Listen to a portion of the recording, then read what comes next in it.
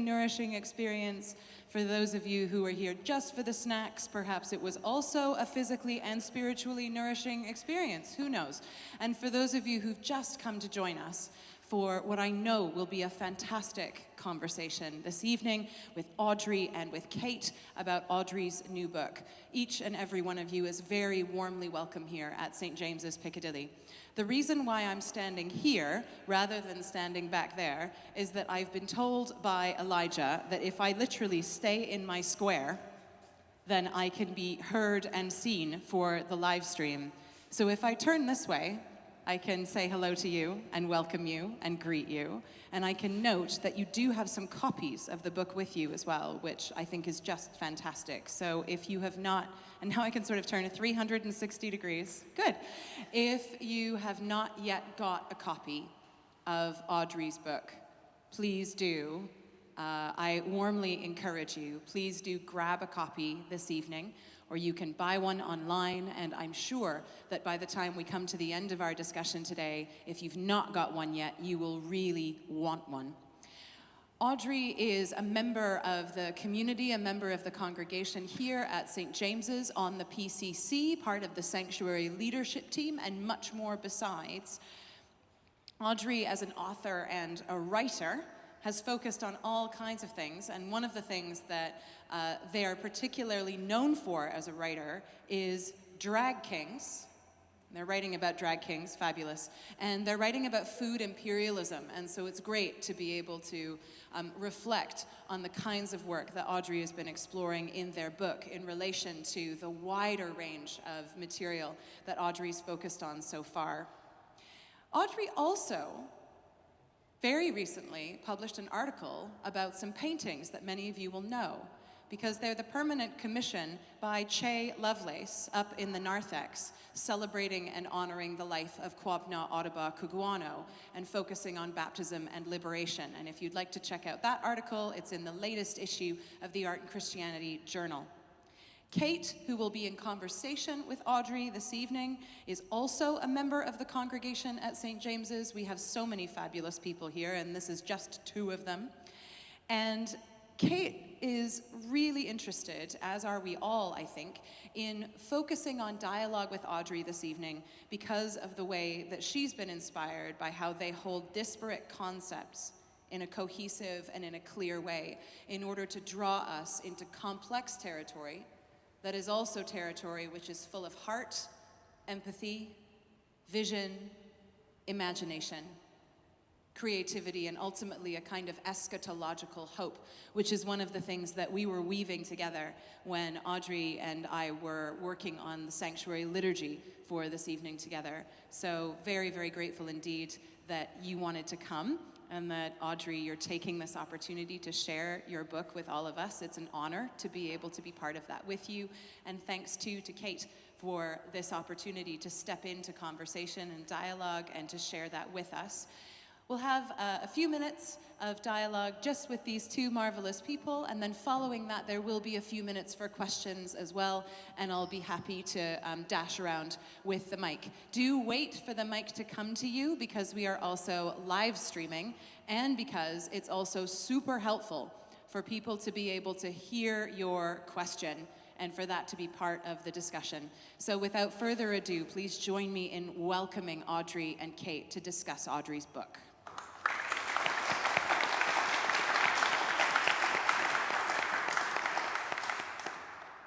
Thanks so much, everyone, for being here today, and thanks, Audrey, so much for sharing about your book. It's such an incredible read. If you haven't read it, I really, really recommend that you take a copy.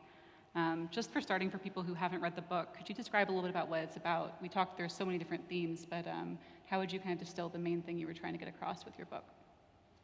So earlier today I was reading the proposal that I sent in to the publishing house before I started writing the book. And I was reminded that I think the fundamental thing that I was trying to do was describe how addiction feels as an embodied experience under capitalism, and the ways in which that feeling, that felt experience, further radicalized me and changed my thinking around social justice.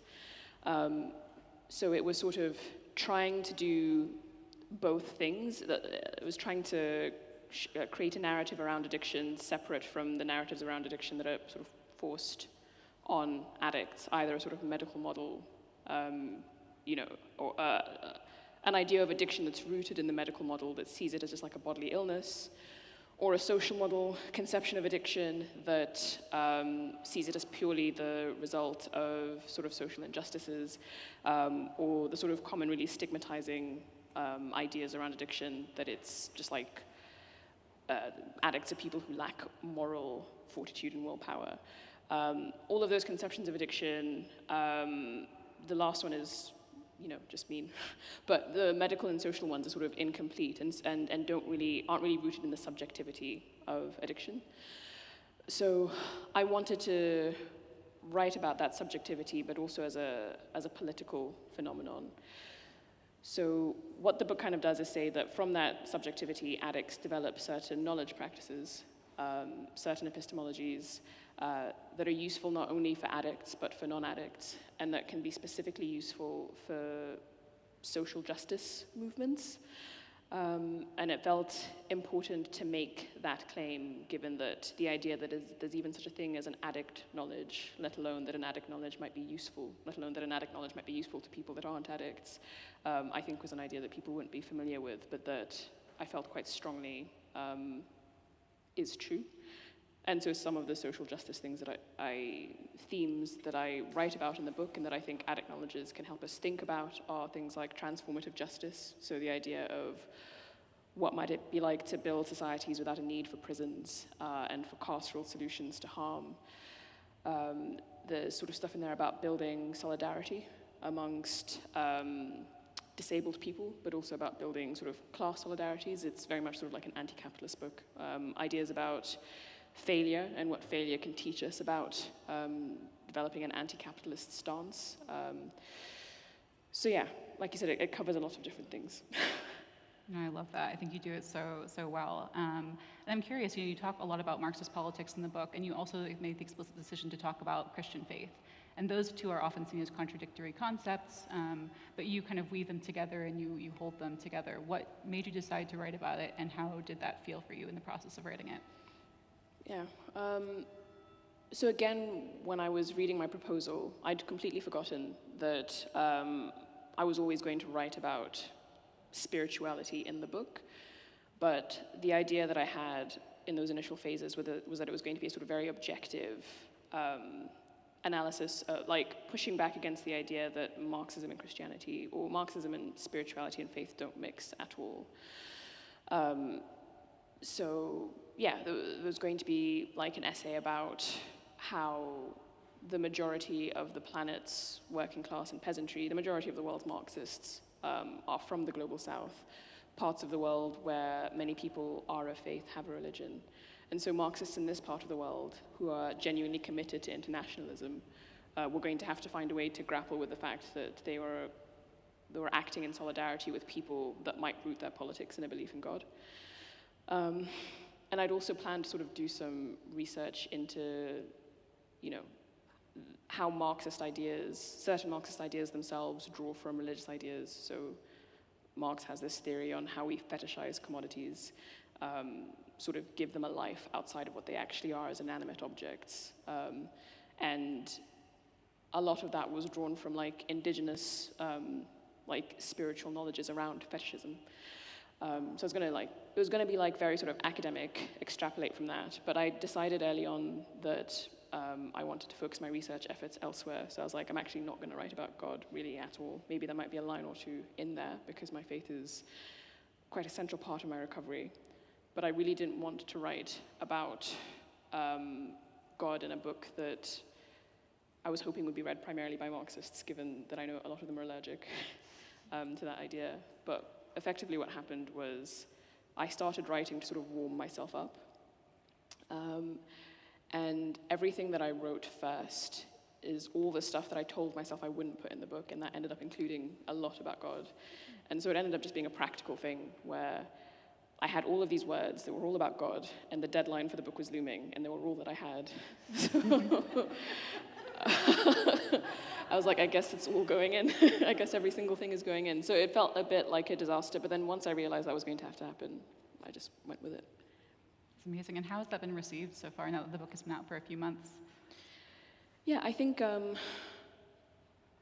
mentioned that the only critique that I've received of the book, at least to my face, and I'm sure there's people that have plenty of other critiques that they haven't told me, but the only critique that I've received to my face is people will say, love the book is great, hate the God stuff, why is it in there?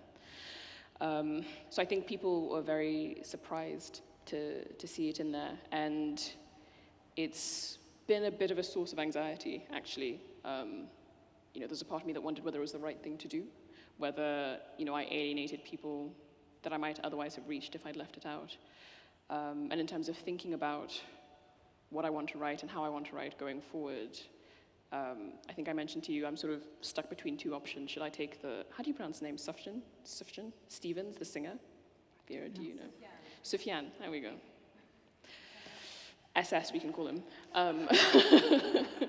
Where my girlfriend told me that all the songs are basically about God, but only if you're paying attention. So I was just like, should I take that route going forward, where everything I write is really about God secretly, but only if you're paying attention? Or do I just carry on like this, where I'm writing, and suddenly there's just God? And I haven't decided yet, but I think probably it'll continue to be the latter, because I'm not good at subtlety, simply for that reason alone. Yeah, I think that makes a lot of sense. You talk about, reconciling Marxism with Christianity, and you also talk about the evolution of reconciling your Black feminist authors that are your heroes against theology as well, and kind of the evolution of that. Can you talk a bit about that experience and kind of how that developed for you? Yeah, sure. I think the reconciliation with Black feminism came first, to the extent simply that I was a Black feminist before I was a communist. Now I'm both. But yeah, I think, like a lot of people, I'd inherited this very punitive, punishing God. I'd still felt able to hold on to that God, and still had a sense that somewhere in that morass was a God that loved me and that was worth holding on to. But when I was trying to get sober, I was very reliant, simply because of the recovery program that I'm part of, on a higher power of some sort, on God, to get sober. And I couldn't actually use the God that I had in mind at that time to get sober, because maybe it's heavy to say, but I just felt like I deserved the suffering that I was experiencing in some way.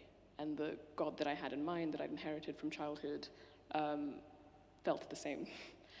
And so I had to use Black feminism to deconstruct that God. And I write about it in the book, where essentially there was a point where I thought, okay, God's clearly not working. I'm trying to use God to get sober, and I'm failing. Maybe this power that's greater than me could be Black feminism instead, because that's the thing that has held me, and that's brought me people that love me. And unfortunately, that just didn't work for me either. I go a bit into sort of what that attempt looked like in the book, but it became clear that didn't work. But through that attempt, when I looked at how I became a Black feminist, the hand of a God seemed so clearly to be part of that I decided, okay, maybe I can just shrink God down to that there is some being out there that brought me this thing that has changed my life for the better in so many ways. This thing must love me. I'm going to judge it by Black feminist principles and go from there. And in doing that, God not only met those sort of Black feminist standards, but expanded, exceeded them. And I was able to access a God that effectively loved me more than I love myself, which I think is the God that we all sort of need. So that reconciliation was life-changing and life-saving. And in terms of the reconciliation with Marxism, it's like I said earlier, there's the fact that lots of Marxists around the world are religious, and we have to engage with that. But there's also, I make an argument in the book that other people have made, which is that it's a basic argument. There's no expression of Christian faith or of any faith that's separate from the political economy that we're in. Obviously, our faith is sort of transcendent and it's eternal, but as human beings that are bound by time and by our historical context can't express that faith in ways that aren't shaped by capitalism. And so I sort of see all the different manifestations of Christianity through that lens. There are some Christianities that emerge on the side of capital, and there are some Christianities that emerge not on the side of capital, which, to be clear, isn't to say that there is like a bourgeois Christianity and a communist Christianity and nothing else. It's just a framework that I use for thinking through that. And what it effectively does is it ties my spiritual commitments to my political ones, in the sense that, in the same way that I see myself as being, I was considering, thinking, I was gonna use the word dialectics, but I don't think I will. There's a certain relationship that I have to, to people, to like oppressive conditions, to people that benefit from and perpetuate oppressive conditions. That political relationship is also a spiritual one, to the extent that the people doing that are also Christians. And so thinking through my faith through a Marxist lens, one reminds me that I am in community, actually, with those Christians. Like, oh, I'm related to them in some way, I'm bound to them. I can't just do the thing of saying, oh, well, they're not real Christians, or the Christianity that I'm doing isn't what they're doing, so I don't have to think about it. I'm forced to think about it and engage with it. But I'm also forced to recognize that if I'm in this relationship with them, then I really do have to have a deep commitment to social justice. I think I make that make more sense in the book, but that's the general gist. I love it.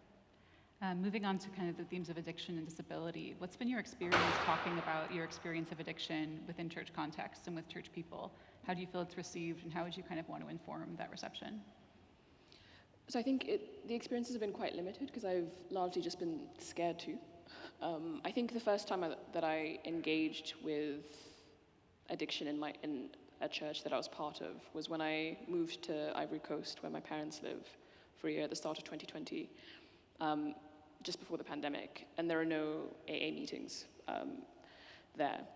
So I was going to set one up in my church, which involved going to my childhood pastor and being like, hello, I'm an alcoholic, I'd like to start an AA meeting here. And he was very friendly, but he was also just like, who led you down this path, dear child, kind of thing. Which kind of triggered two reactions in me. It reminded me of when I was a teenager. I was suspended from school for doing something silly. And my mom being like, who told you to do that? And I was like, it was my idea. It was my idea. I'm an autonomous person. But I think also what he was inviting me to do was to participate in a certain redemptive narrative, right? Or a narrative that means that I could still be a good person. Like, I was just a good person who was led astray, probably by some bad, real addict, and now I'm coming back to Christ, etc. So I mean, it wasn't unpleasant, but it was one reaction. And I think since then, the only other time the next time after that I did was when I did my first sanctuary homily here, I think, where again, I didn't mean to write about addiction, but it's just what emerged, and I didn't have time to write something else after it emerged. And everyone was lovely. So I think my own personal experiences have been good, but I'm so conscious of the messaging that exists in other churches, which is what made me so hesitant to have those conversations in churches in the first place. Just the clear sort of redemption arc of addiction as a time of sin, recovery as a time of like repentance or the product of repentance. In addiction, you're a bad person. In recovery, you're a good person. I think that's messaging that I see Christians push a lot, even if they don't mean to, even if they're not doing it maliciously. Yeah. You talk a bit about, the comparison between addiction and disability in a very nuanced way in your book. Yeah. How do you feel that some of the themes that we're talking about kind of apply to disability as well? I suppose that's a good question. I mean, disability theologians for as long as disability theology has existed, and obviously before that, have that experience often in churches of being told that their disability is a sign of their sinfulness, or finding it difficult to escape narratives of disability that are harmful in churches, and also coming up against, most of the time, at least in my own experience, when people are sort of expressing ableist opinions in church, it's sort of well-meaning. They think they're being nice. And getting around that, helping somebody appreciate that just because their intentions are good, it doesn't mean they're not causing harm. I think that that's something that's like a common across people's experiences of disability in churches, I think, as one example. I think that makes a lot of sense. You talk specifically about kind of the theology behind your understanding of Imago Dei, the image of God within us and the image of God in creation. How could you explain a little bit more about that and the theology kind of behind the way you see it? Yeah. So in that essay, I was drawing from Nancy Ireland, who wrote this book, The Disabled God, in the 90s. And her central argument is that disabled people form part of the image of God, and therefore, like any exclusion of disabled people from the body of a church isn't just like wrong because it's mean. Like theologically, it's wrong. And she makes the argument by sort of pointing out that after Jesus' resurrection, one of the ways in which he evidenced his godliness, the way that he evidenced that he had risen from the dead was through the persisting existence of the wounds in his arms and his legs. And so Jesus' disability, Jesus' injury in that moment is used as evidence of his godliness, which is really a contradiction in like a social symbolic order, both in church and in wider society, that associates disability with sin and with being far from God. So when I talk about alcoholics forming part of the Imago Dei, it's talking about how, a lesson that can be drawn from that fact is that God doesn't intend for our disabilities to be sort of wiped away necessarily in this life or in the next. We are human, we participate in the body of Christ, disabilities and all. So it's sort of like an old argument, one that's been being made for a while, but that I was just sort of extending to include alcoholics, to include addicts more generally. Yeah, I love that. And you also kind of extend this idea of the wholeness and the projection of wholeness and perfection into the way you discuss like the afterlife and transcendence. Can you talk a bit about that as well? Yeah. So I think part of the issue that arises is that when people talk about the afterlife a lot, there's this idea that in heaven or whatever, all of our quote-unquote imperfections, all of our impairments disappear, and we become perfect and we become whole. And I think, sort of drawing from another theologian her name has somehow escaped me, even though I spent a lot of time thinking about her. Can't remember. But she sort of writes about how that image in the afterlife of our wholeness becomes something that almost haunts us in this life. We can sort of become fixated with becoming whole in the way that we imagine we will be in the afterlife, in this life, and we discipline ourselves and we discipline others into that wholeness, which is one, again, going back to sort of Nancy Ireland, not what we're actually really promised, if you're taking a sort of non-ableist reading of like the story of Jesus and the Bible, etc. But that is also actually mediated heavily by capitalism. The ways in which we define wholeness are in the same way that like all expression, it goes back to that point about how all our expressions of our Christian faith are shaped by capitalism. The idea of what makes a person whole is also shaped by capitalism, is shaped by us being totally individual and independent of each other, is shaped by us not, one's ability to sort of work or be productive, or capitalism decides what kinds of bodies are good and useful, and you kind of find that being reflected in what people are saying constitutes wholeness in churches. So I think problematizing that, pointing out that the wholeness isn't necessarily what we're being told is promised to us, pointing out that the wholeness is actually itself socially constructed and not God-given just because we say it is, I think is important not just for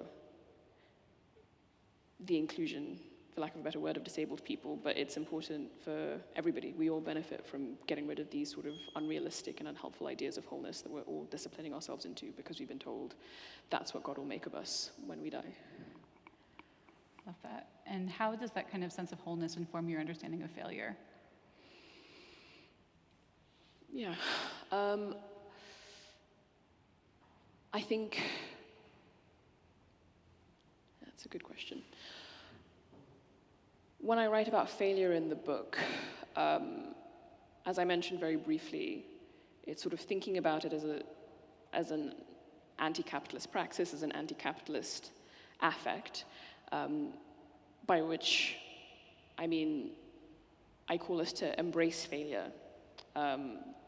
Failure is a good thing, and failure is perhaps sort of like the point of what we do. So I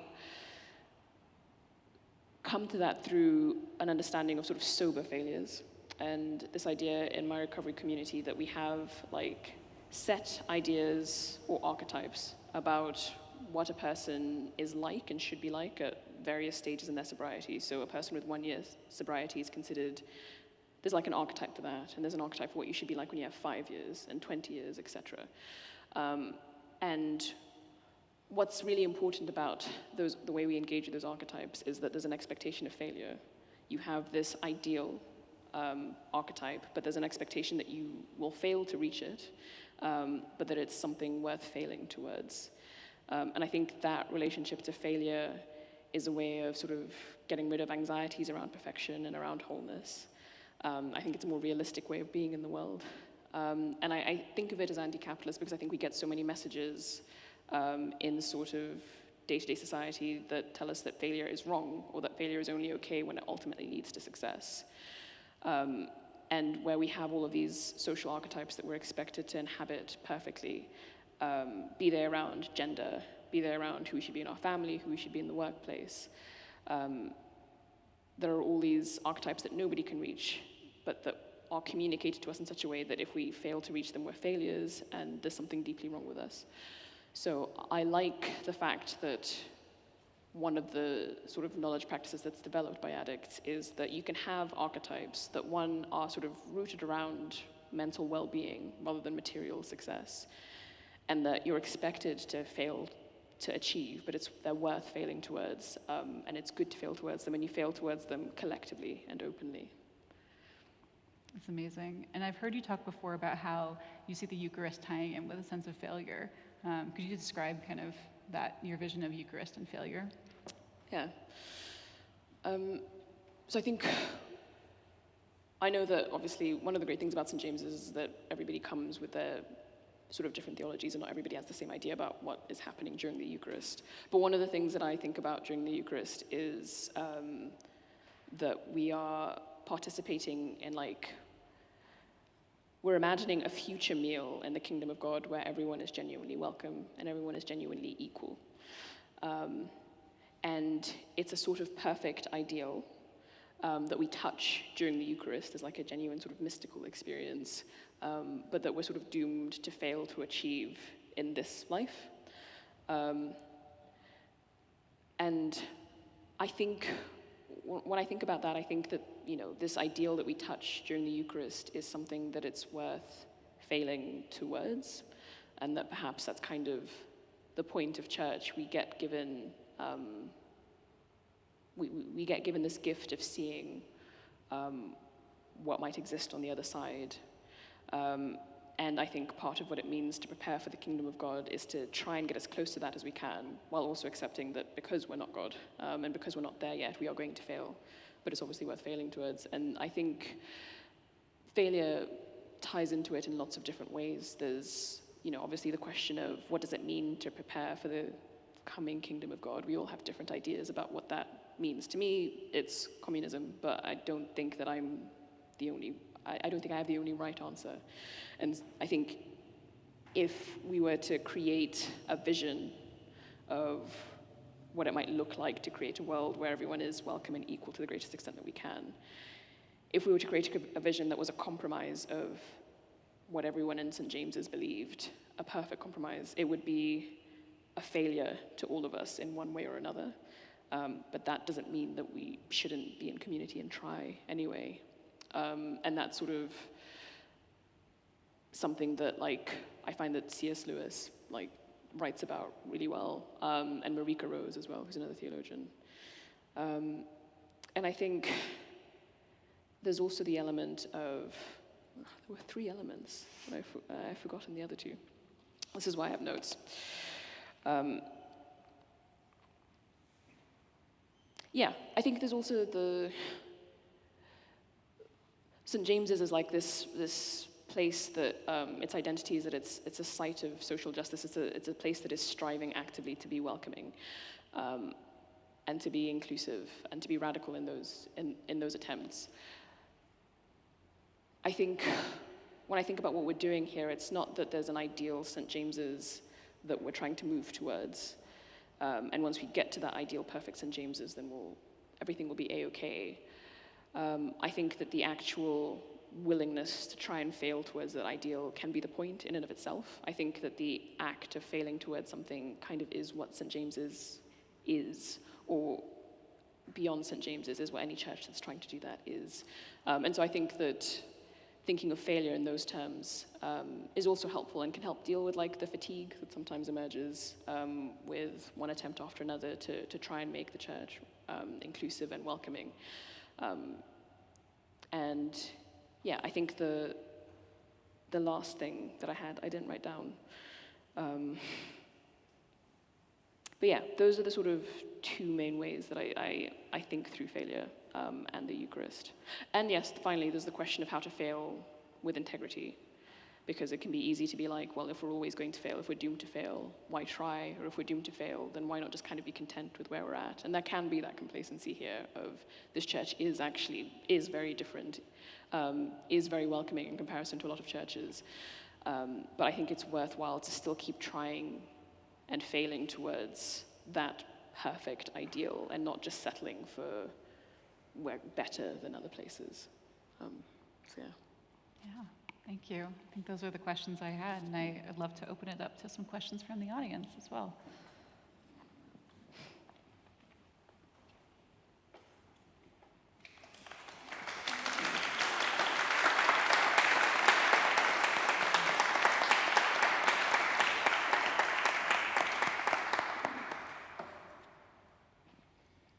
So I'm sure there are lots of questions in the room, lots of things that you're considering. This has been such a fruitful conversation, and I've learned a lot, as I'm sure we all have in our own way. I'm now thinking about the Eucharist in a different way. I'm thinking about the mission of St. James's in a different way, and I'm certainly thinking about some of those fruitful kinds of tensions and overlaps between anti-capitalism and theology in a new way, and in a way that clearly involves the personal as well as the collaborative.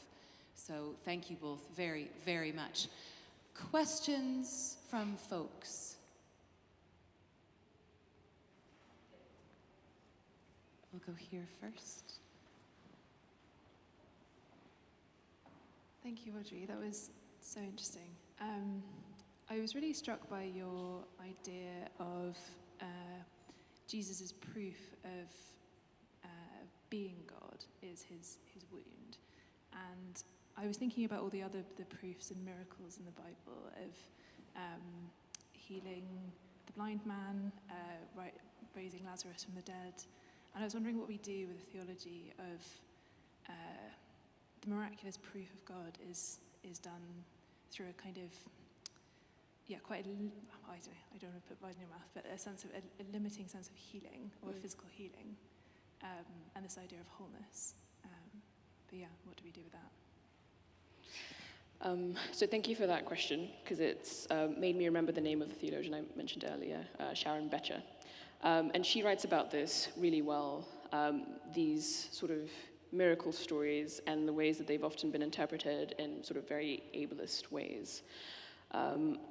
I think that there's sort of like a liberal response to those narrow ideas of healing, where one sort of argues that the only definition of healing is through God's magical power. Disabled people become non-disabled, everything's hunky-dory.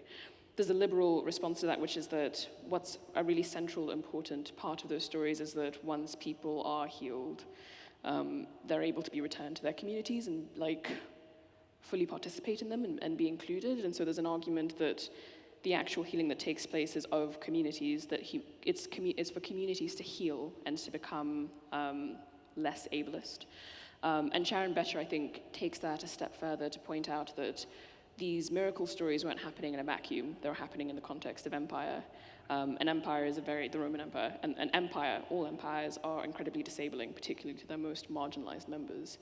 And so when one thinks about what it means for people that have been disabled by empire, experiencing healing, there's a sort of subversion of empire there. There's a taking away of the power of empire there. There's a threat to empire there.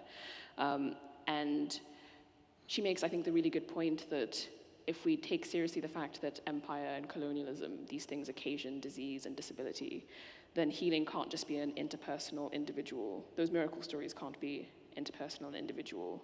They have to be seen as a sort of collective threat and a collective promise to not just undo empire's disabling, but to undo empire in its entirety. So that tends to be how I think through the miracle stories. Further questions? Some hands in the air? Yes. Are there any others over here that I need to be aware of next? Okay, so Sheena and then Rachel.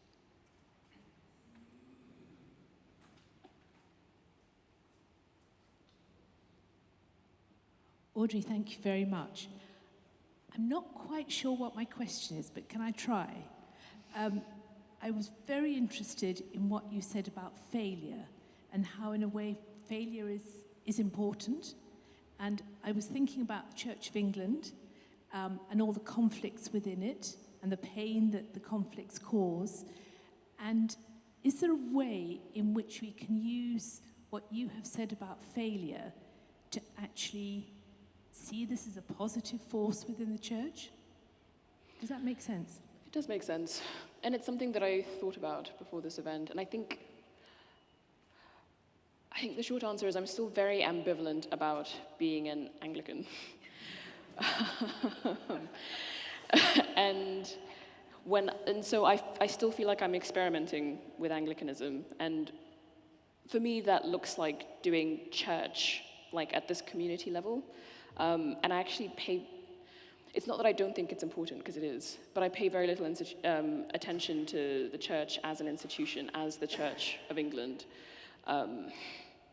My instinctive reaction to the Church of England as I see it is to abolish it, and this is as somebody who hasn't thought about it that much. So yeah, all I can say is what I think about re-failure in the church is very much at like a community, congregational level. Maybe one day I'll think about it at an institutional one, but to be honest, whenever I think about my Anglicanism in relation to the institution, I'm just like, well, no, it doesn't interest me. So yeah.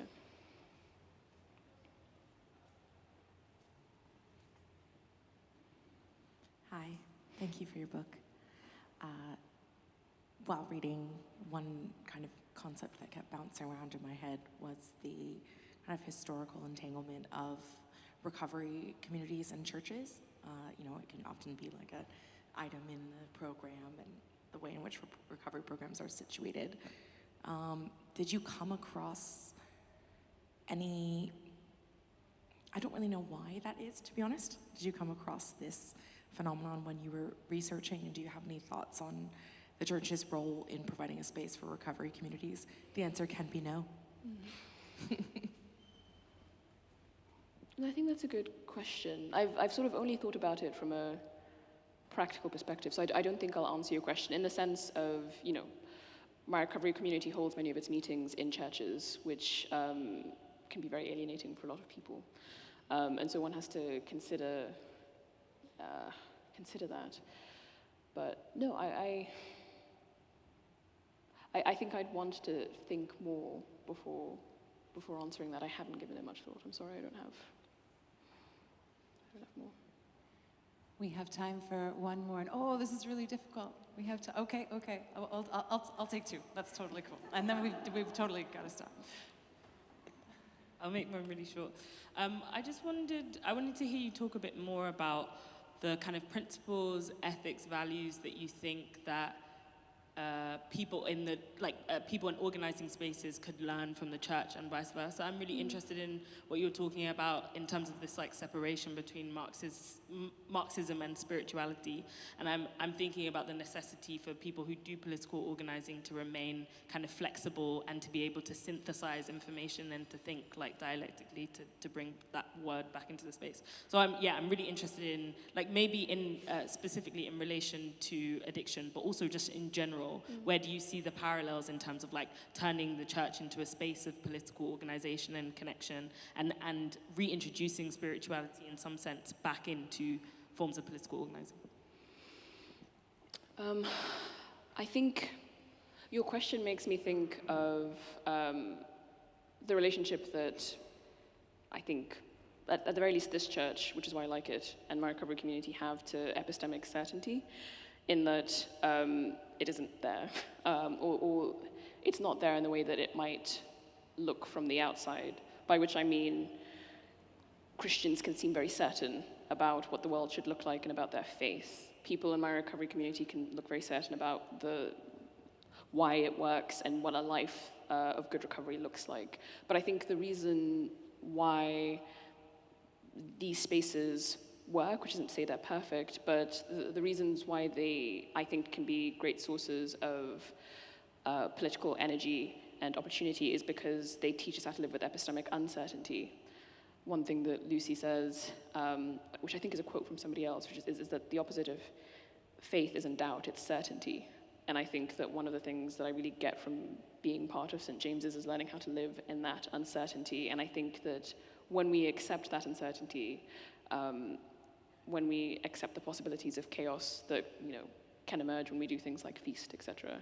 When we accept that we don't have all the answers, I think that's where really politically interesting things can happen. And I think the same thing of my recovery community, where what I get out of it is the ability to live life on life's terms and to release the desire for certainty. And so I think there already is a lot of that in sort of political organizing. Sort of people appreciating that they can only gesture towards the future, people understanding that abolition is sort of a practice of unknowing as much as it is one of knowing, in the sense that abolition is about sort of building a world where you don't need carceral solutions to human problems, and that requires also building solutions, and we can't always know what those will look like. So I think one of the things, but I think that's a really scary thing to do. And I don't know how people who sort of organize without a faith or without sort of whatever it is that emerges in recovery communities that allows them to work, which I guess is a sort of faith in and of itself. I don't have the answers as to how to cultivate that in political spaces that are secular, but I think to the extent that we can do that, there's a lot that can be learned and shared between spiritual recovery and other political communities. Great. Thanks so much, Audrey, for your time, for your words, for your intellect in all of this. I guess one question from my end is, consistently failing towards something feels both really empowering and also really exhausting. And so if I think about a lot of what lessons, I guess, have you learned or could you share with us in terms of what can we draw from, let's say, an addict knowledge around sources of energy to stay in it when it is about consistent failure? Yeah, I have to say, I'm a big hypocrite, and I have to remind myself that I wrote all of that stuff about failure and consistently failing. I have to remind myself all the time. I think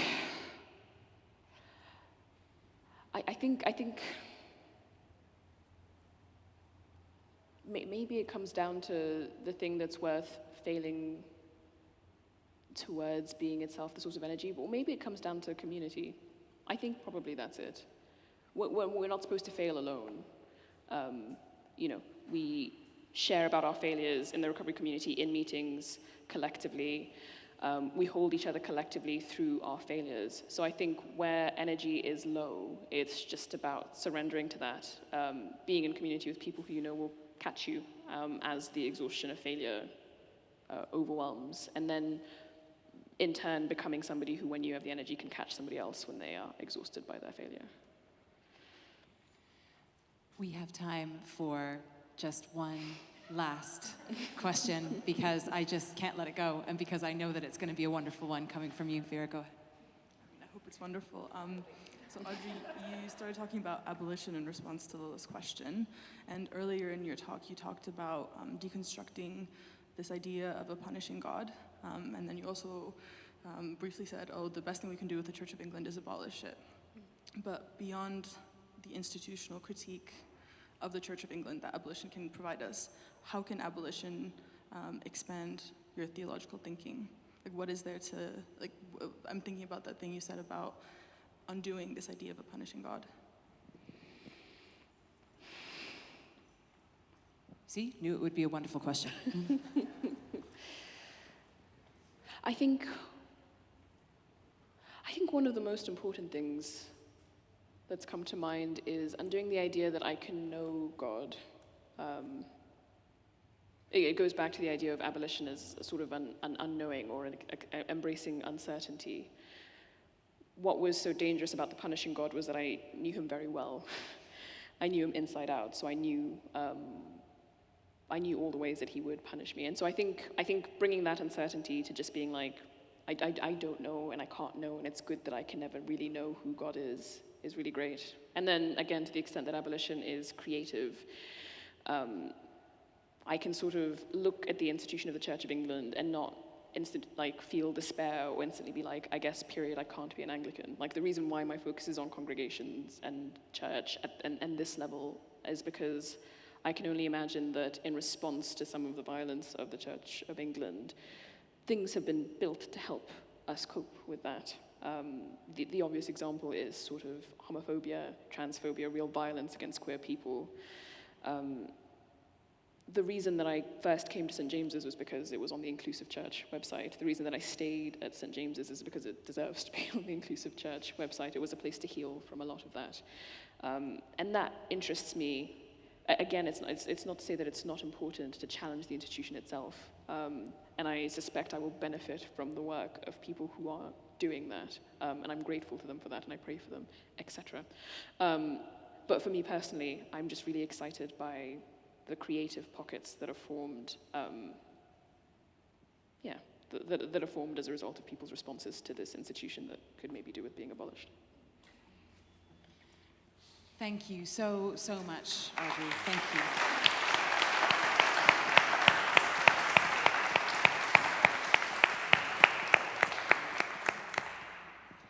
It's really wonderful that we can gather together in this way, that people have responded to your ideas and to your discussion together with Kate this evening in the way that you have chosen to do. And so it really is an honor that you have chosen to write this and to share it and to speak about it. And it is good to be here. Amen. Amen. Good night.